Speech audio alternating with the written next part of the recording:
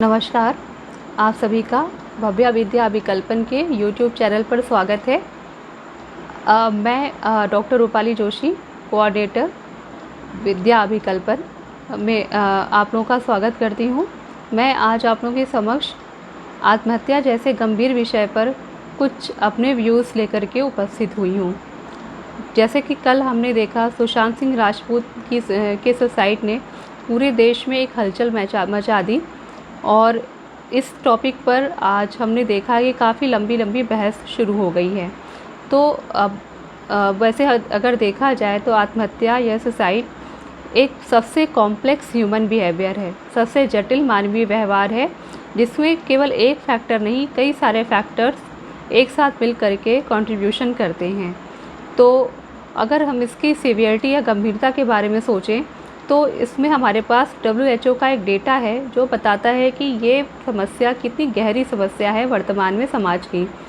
WHO के according प्रतिवर्ष पूरे वर्ष में लगभग 8 लाख लोग सुसाइड करते हैं, जिसमें से 30,000 केवल इंडिया के ही हैं और इन सुसाइड रेट्स में 60% का कंट्रीब्यूशन एशिया के कंट्रीज़ का है।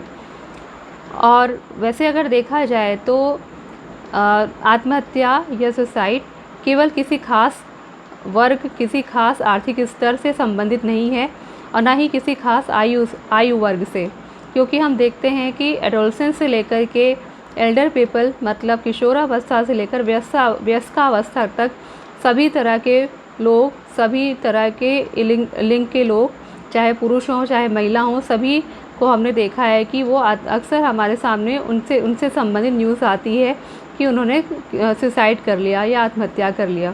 तो केवल सेलिब्रिटीज़ ही नहीं, साधारण लोग जैसे गरीब किसान वगैरह ये लोग भी इस गंभीर समस्या से अपना कहीं ना कहीं संबंध रखते हैं। और इसके बाद फिर हम आगे चलते हैं तो हम देखते हैं कि सुसाइड या आत्महत्या जो है ये बेसिकली 2 तरह के फैक्टर्स में डिवाइड की जा सकता है, इसके कारक को या इसके फैक्टर्स को। एक है रिस्क फैक्टर और एक है प्रोटेक्टिव फैक्टर्स। रिस्क फैक्टर का मतलब क्या हुआ कि किस तरह से जो सुसाइडल आइडिएशन या सुसाइडल थॉट्स हैं वो किस कारकों से और ज़्यादा बढ़ सकते हैं। तो रिस्क फैक्टर्स में कौन कौन से फैक्टर्स आते हैं उसको हम देख सकते हैं। पहला तो ये हो सकता है कि क्या परिवार में किसी ने पहले सुसाइड किया है, या फिर क्या उन्होंने पहले कभी सुसाइडल अटेम्प्ट कर लिया है, या फिर बचपन में क्या उनको कभी किसी तरह का शोषण उनके साथ हुआ था, या फिर किसी तरह का एक्सप्लॉयटेशन या मारपीट हुई थी, मतलब माल ट्रीटमेंट हुआ था उनका। इसके अलावा फिर उनका क्या किसी तरह के ड्रग डिपेंडेंसी या सब्सटेंस अब्यूज़ का कोई इतिहास है, और इसके साथ साथ क्या वो अकेलेपन के शिकार है, क्या उन्होंने किसी तरह की होप उनमें ख़त्म हो चुकी है, और क्या उनमें किसी तरह का कोई psychological disorder specially clinical depression है। डिप्रेशन या अवसाद में क्या होता है कि हम अपने इंटरेस्ट जो है वो डेली लाइफ में अब हमारा धीरे धीरे ख़त्म होने लगता है और एक स्थिति ऐसी आती है जिसमें व्यक्ति अपने को सबसे अलग थलग करके अपने में ही खो जाता है। तो ये बहुत बड़ा फैक्टर या कारण होता है सुसाइड का। और इसके अलावा आजकल की जो स्थिति लॉकडाउन में हमने समय काफ़ी बिताया, तो इसमें क्या हुआ कि लोग जो हैं वो पहले भी आइसोलेशन या अकेलापन पहले भी सुसाइड के लिए एक फैक्टर रिस्पॉन्सिबल फैक्टर था, और वर्तमान में लॉकडाउन की वजह से ये फैक्टर और भी ज़्यादा बढ़ गया। तो ये भी कहीं ना कहीं कारण है या रिस्क फैक्टर्स हैं, इन्वॉल्व होते हैं किसी तरह के सुसाइड में। और इसके अलावा स्टिग्मा, मतलब कि हम परेशान हैं मानसिक रूप से, किसी तरह की दिक्कत का सामना कर रहे हैं, लेकिन हम इसके लिए एक डॉक्टर या साइकोलॉजिस्ट या काउंसलर के पास जाने में हम शर्माते हैं, क्योंकि ये कहीं ना कहीं समाज के द्वारा स्वीकृत या एक्सेप्टेड नहीं होता है।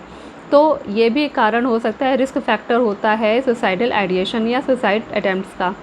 अब इसके बाद फिर दूसरा फैक्टर जो मैंने बताया था प्रोटेक्टिव फैक्टर्स, ये एक तरह का बफर का कार्य करता है सुसाइडल अटैम्प्ट को रोकने में। तो इसमें कौन कौन से फैक्टर्स हो सकते हैं? तो पहला फैक्टर ये हो सकता है कि किस तरह के माहौल में हैं हम। अगर हम सपोर्टिव माहौल में रह रहे हैं, हम कितनी जल्दी पहुंच सकते हैं मेंटल हेल्थ ट्रीटमेंट की तरफ। और इसके अलावा फिर जो हमारे पास किस तरह के सपोर्ट सिस्टम हमारे पास उपलब्ध है, अन्य फैक्टर्स जो और जो प्रोटेक्टिव फैक्टर्स हो सकते हैं, उनका ये कंट्रीब्यूशन होता है कि वो किस तरह से रिस्क फैक्टर के अगेंस्ट जा कर के सुसाइडल थॉट्स को बफर करते हैं, मतलब कंट्रोल कर सकते हैं। और इसके अलावा अगर व्यक्ति या ऐसा है जिसके अंदर प्रॉब्लम सॉल्विंग करने की एबिलिटी ज़्यादा है, लॉजिकल थिंकिंग करने की एबिलिटी ज़्यादा है, तार्किक चिंतन अच्छे से कर सकता है, सेंसिटिविटी मतलब किस छोटी छोटी बातों से उसका थॉट प्रोसेस वो परेशान नहीं होता है, तो ऐसा माना जा सकता है कि वो व्यक्ति सुसाइडल अटेम्प्ट से अपने आप को दूर रख सकता है। तो ये सारे फैक्टर्स हो सकते हैं। और इसके अलावा अगर हम देखें तो जो सुसाइडल अटेम्प्ट करने वाले होते हैं वो कहीं ना कहीं कुछ सिग्नल भी हमें देते हैं, जैसे बार बार डेथ या किसी व्यक्ति की मौत के बारे में बात करना, जो व्यक्ति जिसकी डेथ कई साल पहले हो चुकी है उसको बार बार उसकी याद करना, उसकी बातें करना, या फिर किसी तरह से अपने आप को बोझ मानना, या फिर जो है अपने आप को जो इंटरेस्ट या एक्टिविटी में जिसमें उनका काफ़ी इंटरेस्ट था किसी एक्टिविटी में, अब उसमें उतना इंटरेस्ट ना लेना, अपने आप को अलग थलग करना, लोगों अपने दोस्तों मित्रों से अपने आप को कट ऑफ करना धीरे धीरे। सुसाइडल एक्टिविटी एक ऐसी एक्टिविटी होती है जिसके बारे में लोग सरप्राइज हो जाते हैं, लेकिन देखा जाए अगर ध्यान से तो ये लोग कहीं ना कहीं कुछ ना कुछ हिंट ज़रूर देते हैं। और इसके बाद फिर अगर हम क्या करें, मतलब जो सुसाइडल अटेम्प्ट्स करने वाले लोग होते हैं उनके साथ रहने वाले व्यक्ति किस तरह से उनका ध्यान रखें। तो पहली चीज़ तो ये है कि उनकी बातों को बिना जजमेंट दिए, मतलब बिना जजमेंटल हुए उनकी बातों को ध्यान से सुनने की कोशिश करें। अगर वो कुछ कह रहे हैं, वो भले ही आपके लिए छोटी बात हो या आपके लिए उस बात का कोई अर्थ ना हो, लेकिन उनकी बात को सिरे से खारिज ना करें। हो सकता है वो बात उनके लिए बहुत इंपॉर्टेंट बात हो और वो उनके लिए लाइफ का सबसे बड़ा इश्यू हो, तो इसलिए उनकी बातों को सीधे ये कह करके रिजेक्ट कर दें कि अरे इसका कोई मतलब नहीं है। उनकी बातों को बिना किसी जजमेंटल डिसीज़न के आप उनकी बातों को सुनने समझने का प्रयास करें, और थोड़ा उनकी बातों को एक्टिवली लिसनिंग, मतलब आप जितना हो सके उतना उनकी बातों को एक्टिव होकर सुनने की कोशिश करें। वो क्या कहना चाह रहे हैं, क्या बोलना चाह रहे हैं, उसके लिए आप अच्छे से समझ करके उसका आप रिएक्शन दें। अपनी बातों को थोपने की जगह पर उनकी बातों को ज़्यादा इम्पोर्टेंस दें। और इसके अलावा अगर उन्होंने सुसाइडल अटेम्प्ट्स कर लिया है तो थोड़ा सा आपको सावधानी रखनी होगी कि उनके आसपास कोई भी ऐसी चीज़ ना रहे जिससे वो अपने आप को नुकसान पहुंचा सकते हैं, जैसे नाइफ़ या फिर सीज़र्स या पिल्स या फिर कोई ज्वलनशील पदार्थ, वो ये सारी चीज़ें उनके आसपास से जितना हो सके दूर रखें। और उनको अकेला ना छोड़ें, उनके साथ समय ज़रूर बिताएं, दोस्तों के साथ उनको समय बिताने दें, मौका दें। और जितना हो सके उनके दिमाग से स्टिग्मा हटाने की कोशिश करें।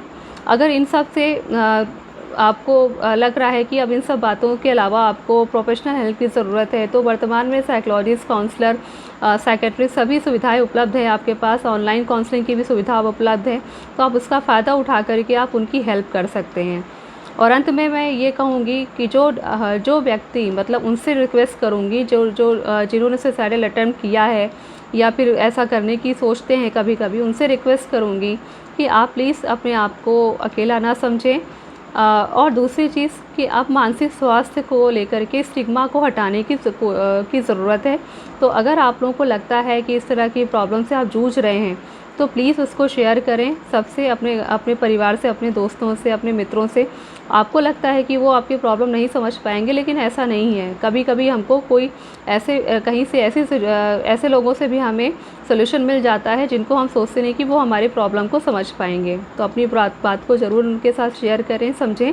और जितना हो सके ऐसी स्थिति में जूझने की जगह पर आप मानसिक स्वास्थ्य कर्मियों का, मेंटल हेल्थ प्रोफेशनल से आप किसी तरह से उनकी हेल्प लें।